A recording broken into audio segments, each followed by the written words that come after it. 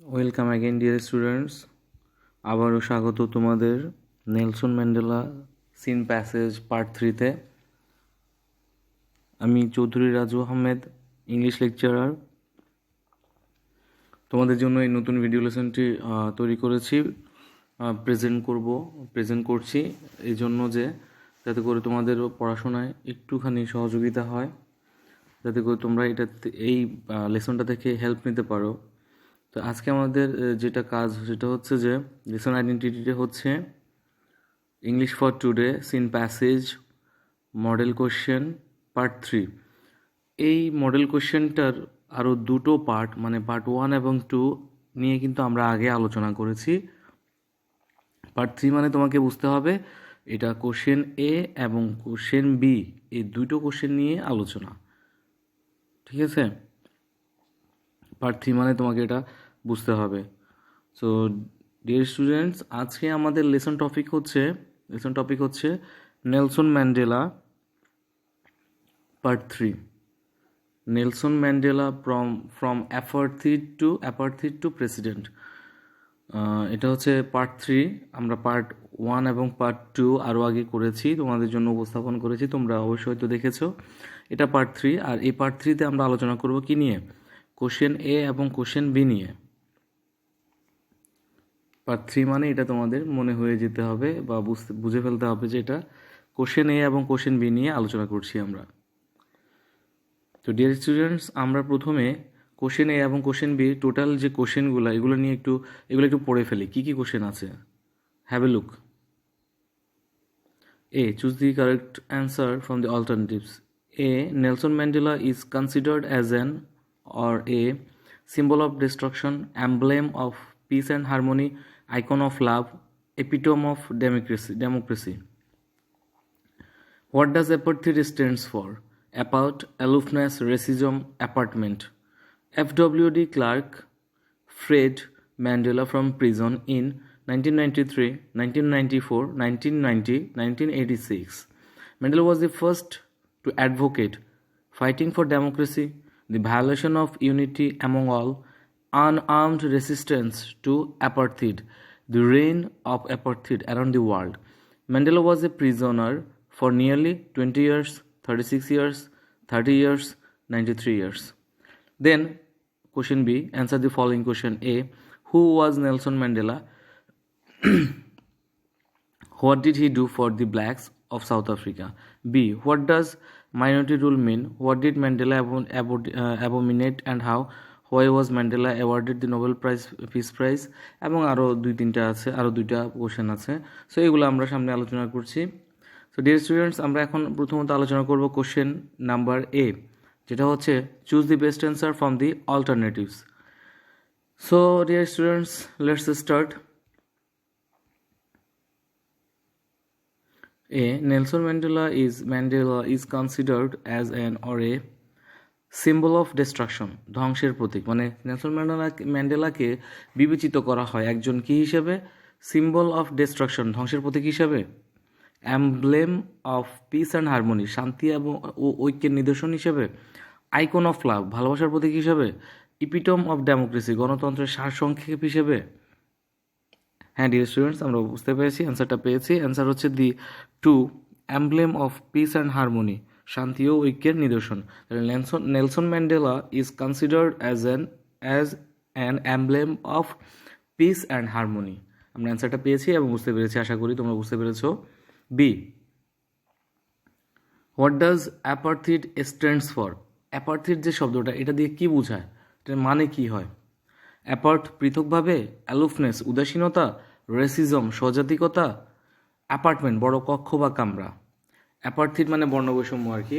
তো আসলে এখানে হচ্ছে অ্যান্সারটা দাঁড়াচ্ছে, কাছাকাছি অ্যান্সারটা দাঁড়াচ্ছে, ক্লোজেস্ট মিনিং হচ্ছে কি রেসিজম, স্বজাতিকতা। মানে নিজস্ব একটা জাতিকে বোঝানো হয়, মানে একটা জাতিকে নিয়ে বলা হয়, সব জাতি সম্পর্কে বলা হয় না। এটা হচ্ছে রেসিজম, স্বজাতিকতা। C, F.W.D. Clark freed Mandela from prison.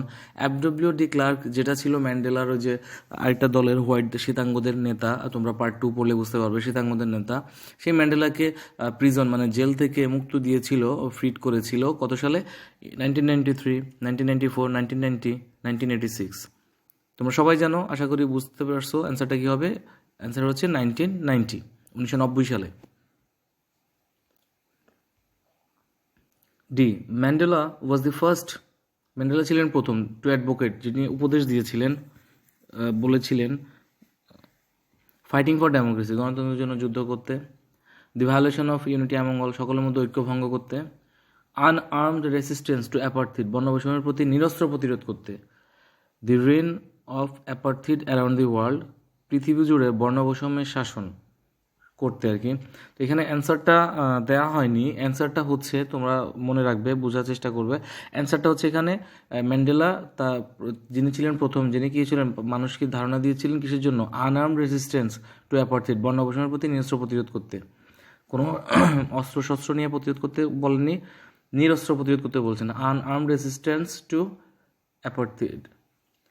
Mandela was a prisoner for nearly, Mandela ছিলেন একজন কয়েদি কত বছর ধরে, প্রায় কত বছর ধরে, 20 বছর, 30 বছর, 36 বছর, 93 বছর। উত্তর হচ্ছে 30 বছর, 30 ইয়ার্স, 30 বছর ধরে তিনি প্রিজনার হিসেবে ছিলেন, কয়েদি হিসেবে ছিলেন।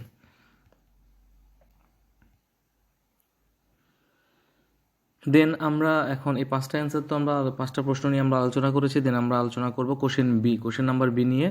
আর কোশ্চেন নাম্বার বি হচ্ছে অ্যান্সার দি ফলোয়িং কোশ্চেন, মানে প্রশ্নের উত্তর দেওয়া।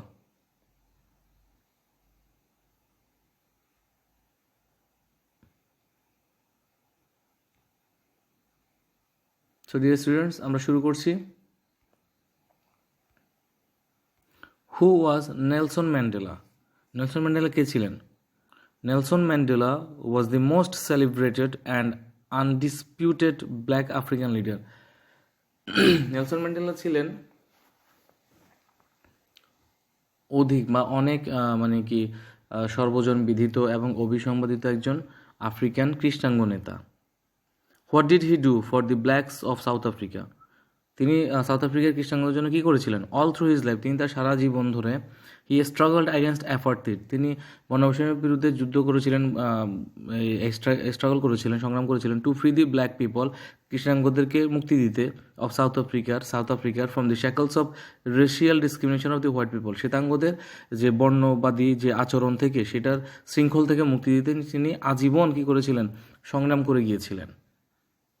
All through his life, he struggled against apartheid to free the black people of South Africa from the shackles of racial discrimination of the white people.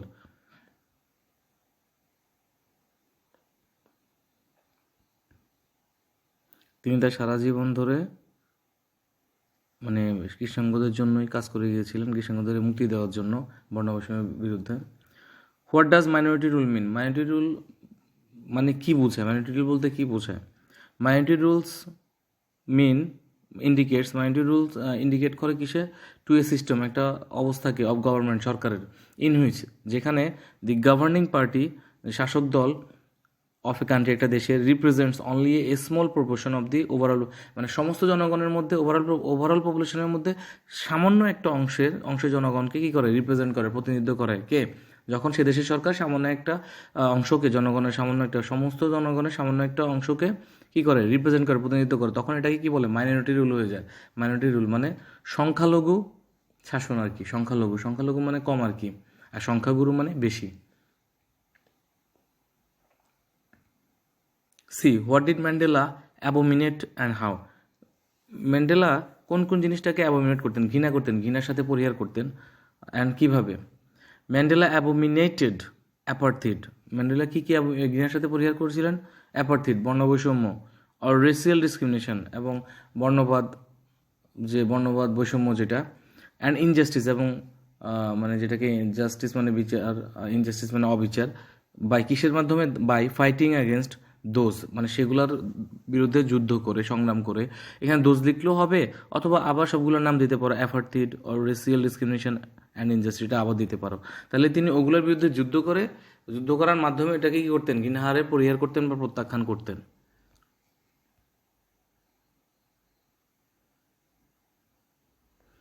Why was Mandela awarded the Nobel Peace Prize? ম্যান্ডেলাকে কেন Nobel Peace প্রাইজে পুরস্কৃত করা হয়েছিল? Mandela was awarded the Nobel Peace Prize for his untiring struggle against apartheid, তার অক্লান্তকর সংগ্রাম যেটা কি ছিল, বর্ণবৈষম্যের বিরুদ্ধে ছিল। এই জন্য ম্যান্ডেলাকে কী করা হয়েছিল, নোবেল শান্তি পুরস্কারে ভূষিত করা বা পুরস্কৃত করা হয়েছিল।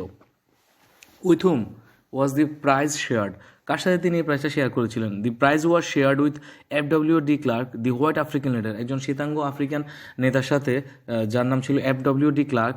তার সাথে তিনি এই পুরস্কারটা কী করেছিলেন, অংশীদার করেছিলেন, ভাগাভাগি করে নিয়েছিলেন, শেয়ার করেছিলেন।